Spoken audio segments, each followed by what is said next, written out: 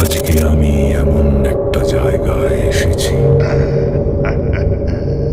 যেখানে আসার পর থেকেই কিছু একটা অস্বাভাবিক লাগছে।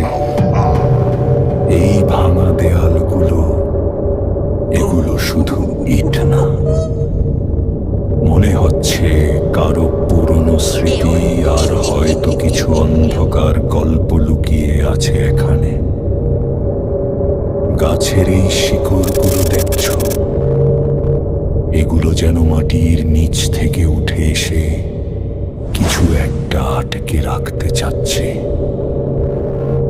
আমি যখন ভিতরে ঢুকলাম, হঠাৎ মনে হলো আমার পেছনে কেউ হাঁটছে, কিন্তু ফিরে তাকাতেই কেউ নেই।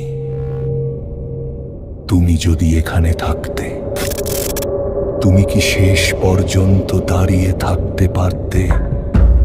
কারণ আমি এখনো বুঝতে পারছি না এই জায়গাটা সত্যিই খালি,